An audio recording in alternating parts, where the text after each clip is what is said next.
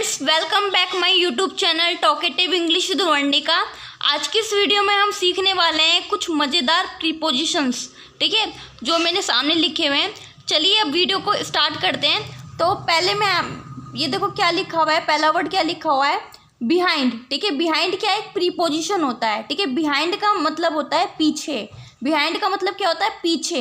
ठीक है, आइए देखते हैं इंग्लिश में जो है पीछे के अर्थ में बिहाइंड का यूज़ किया जाता है और इंग्लिश के सेंटेंसेस में कैसे यूज़ किया जाता है। चलिए हम एग्जांपल ले लेते हैं। जैसे एग्जांपल के लिए ये सेंटेंस है, मैं रिया के पीछे नहीं बैठूंगी। मैं रिया के पीछे नहीं बैठूंगी। पहले सेंटेंस को हम इतना ट्रांसलेट कर लेते हैं कि मैं नहीं बैठूंगी, तो इसकी इंग्लिश होगी आई will not seat. I will not seat, मैं नहीं बैठूंगी। अब इसमें लिखा हुआ है रिया के पीछे। रिया के पीछे के पीछे, पीछे को इंग्लिश में क्या बोलते हैं, बिहाइंड बोलते हैं। तो हमने लिख दिया बिहाइंड। ठीक है, बिहाइंड लिख दिया।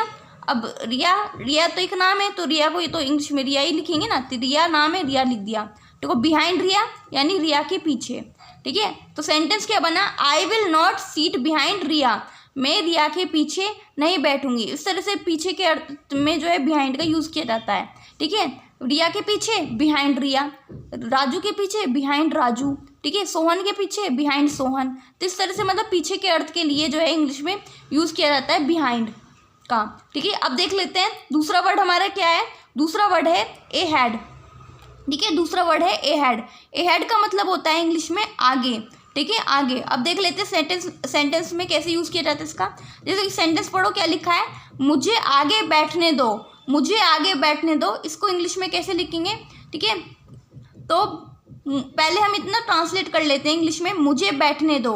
मुझे बैठने दो की इंग्लिश क्या होगी, let me seat. Let me seat, और आगे लिखा हुआ है ना यहाँ पर, आगे मुझे बैठने दो, लेट मी सीट लिख दिया हमने। अब आगे के लिए इंग्लिश में क्या लगाएंगे हम, ए हैड। ठीक है, ए हैड का यूज़ करेंगे, तो आगे के लिए हमने लिख दिया ए हैड।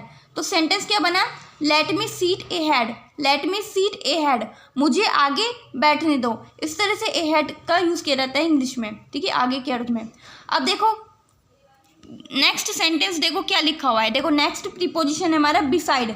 ठीक है, बिसाइड का मतलब होता है बराबर में। ठीक है, बिसाइड का मतलब होता है बराबर में। ठीक है, अब देख जैसे कि कोई किसी के बराबर में खड़ा होता है, या खड़ा हुआ होता है, या बैठा हुआ होता है, तो इस तरह से बराबर के अर्थ में बिसाइड का यूज़ किया जाता है। देखो पहला सेंटेंस पढ़ो, क्या लिखा हुआ है, रोहन मोहन के बराबर में खड़ा हुआ है। ठीक है, रोहन जो है मोहन के बराबर में खड़ा हुआ है। अब इसे इंग्लिश में कैसे ट्रांसलेट करते हैं, चलिए देख लेते हैं। देखो क्या लिखा हुआ है, रोहन मोहन के बराबर में खड़ा हुआ है। पहले इसको इंग्लिश में इतना ट्रांसलेट कर लेते हैं कि रोहन खड़ा हुआ है। रोहन खड़ा हुआ है, तो इसकी इंग्लिश क्या होगी, Rohan is standing. Rohan is standing, Rohan खड़ा हुआ है। अब इसमें लिखा हुआ है मोहन के बराबर में। मोहन के बराबर में, तो बराबर के लिए इंग्लिश में क्या लगाएंगे, क्या लिखेंगे, बराबर को इंग्लिश में क्या बोलते हैं, बिसाइड बोलते हैं ना, तो हमने बिसाइड लिख दिया। ठीक है, बिसाइड लिख दिया, किसके बराबर में, मोहन के, तो हमने यहाँ बिसाइड के बाद मोहन लिख दिया। अब बिसाइड मोहन यानी मोहन के बराबर में। तो सेंटेंस क्या बना, Rohan is standing beside Mohan. Rohan is standing beside Mohan, Rohan Mohan के बराबर में खड़ा हुआ है। बिसाइड मोहन यानी मोहन के बराबर में। अगर यहाँ होता चिंकी के बराबर में, तो बिसाइड चिंकी। पिंकी के बराबर में, बिसाइड पिंकी। इस तरह से बिसाइड के अर्थ जो होता है बराबर में होता है। ठीक है, बिसाइड का मतलब होता है बराबर में। लेकिन जब हम बिसाइड की स्पेलिंग में, जब BESIDE ये स्पेलिंग होती है ना बिसाइड की, अब बिसाइड की स्पेलिंग के पीछे अगर हम एस लगा देते हैं, तो उसका मीनिंग चेंज हो जाता है, इसका मीनिंग बदल जाता है। तब बिसाइड की स्पेलिंग में जब अगर हम बिसाइड की स्पेलिंग में एस लगा देते हैं, तो उसकी स्पेलिंग हो जाती है बिसाइड्स, और बिसाइड्स का मतलब अलग हो जाता है। बिसाइड्स का मतलब हो जाता है के अलावा, के बजाय।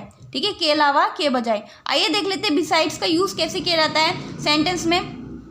जैसे सेंटेंस लिखा हुआ है, राम को अंगूर के अलावा आम और सेब भी पसंद है। ये नहीं कि राम को सिर्फ अंगूर ही पसंद है, अंगूर के अलावा उसे और फल भी पसंद है, आम भी पसंद है और सेब भी पसंद है। तो इसको इंग्लिश में ट्रांसलेट कर लेते हैं। सेंटेंस को कैसे करेंगे, देखो पहले हम इतना इंग्लिश में ट्रांसलेट करेंगे कि राम को आम और सेब भी पसंद है। ठीक है, तो हमें इंग्लिश में इतना ट्रांसलेट करेंगे, तो हमने ट्रांसलेट कर देते हैं, Ram also likes mango and Apple.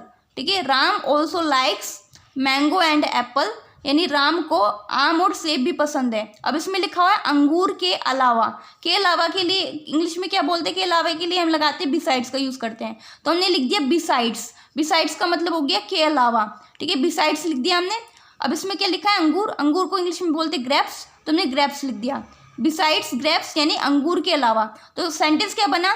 Ram also likes mango and Apple besides grapes, ठीक है। राम को अंगूर के अलावा आम और सेब भी पसंद है। अब देख लिया आपने सेंटेंस में बिसाइड और बिसाइड्स के बीच में क्या अंतर होता है, क्या डिफरेंस होता है। देखो बिसाइड का मतलब होता है बराबर में, और बिसाइड्स का मतलब होता है के अलावा, के बजाय, ठीक है। इस तरह से दोनों के बीच में अंतर होता है इंग्लिश में, और इनका मीनिंग भी अलग अलग होता है। आई होप मेरी आपको ये बात अच्छे से समझ में आई होगी।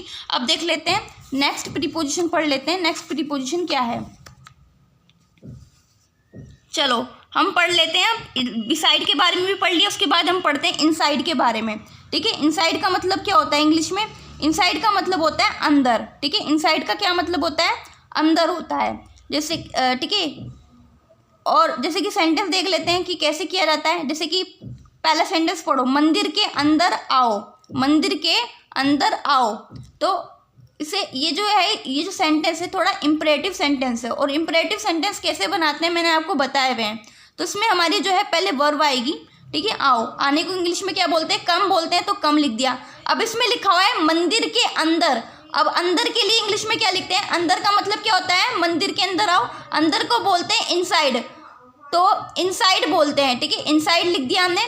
अब मंदिर के अंदर आओ, ठीक है। इनसाइड के लिए अंदर लगाते हैं, और मंदिर लिखा हुआ है, मंदिर को इंग्लिश में क्या बोलते हैं? टेम्पल बोलते हैं, तो हमने लिख दिया टेम्पल। इनसाइड द टेम्पल यानी मंदिर के अंदर। कम इनसाइड द टेम्पल यानी मंदिर के अंदर आओ। अगर यहाँ पर होता कमरे के अंदर आ जाओ, ठीक है, कमरे के अंदर होता तो हम इनसाइड द रूम बोलते हैं, ठीक है। इनसाइड द रूम लिख देते हैं यहाँ पर। अगर यहाँ पर होता घर के अंदर आओ, ठीक है, तो हम लिख देते inside the house, inside the house. School के अंदर होता तो यहाँ लिख देते inside the school, inside the school. इस तरह से जो है इनसाइड का मतलब होता है अंदर, और अंदर के अर्थ के लिए जो है इंग्लिश में हम इनसाइड वर्ड लिखते हैं, ठीक है।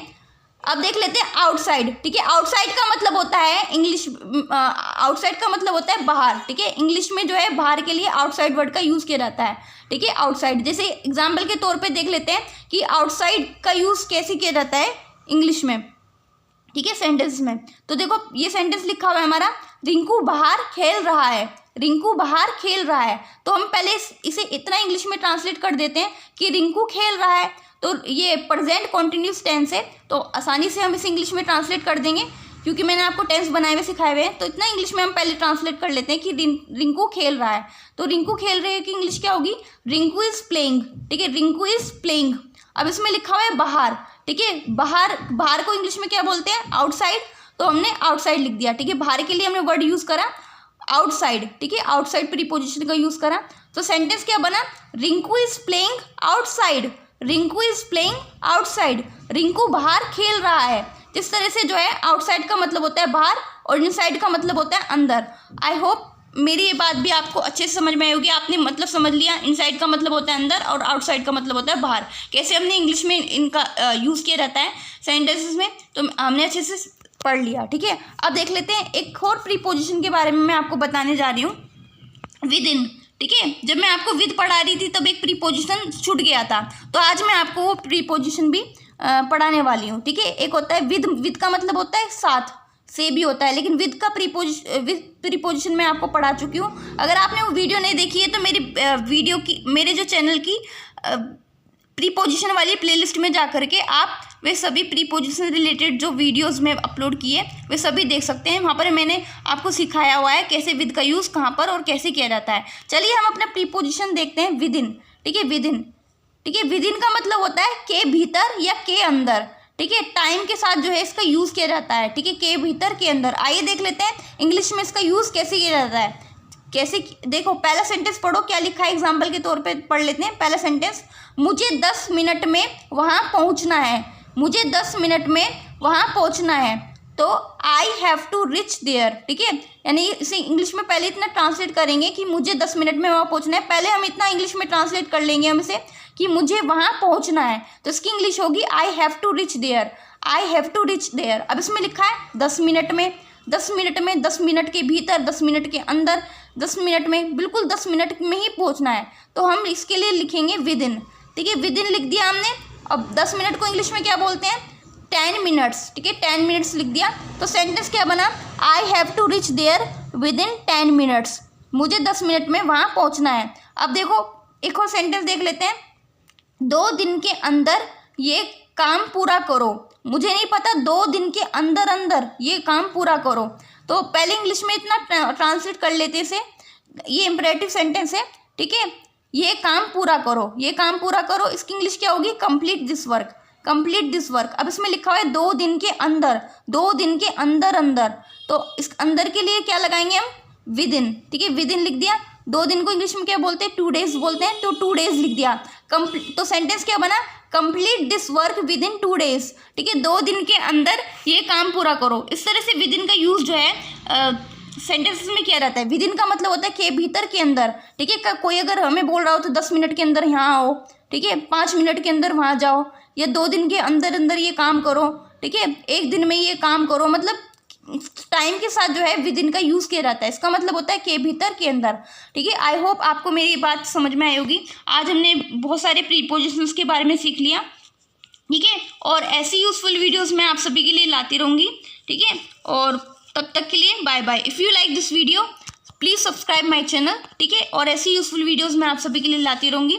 अगर आपको कुछ समझ में नहीं आता है तो आप कमेंट बॉक्स में लिख दीजिए करें, और नेक्स्ट वीडियो में आप उसी टॉपिक से रिलेटेड मैं लाऊंगी जो आप कमेंट बॉक्स में मुझे बताएंगे।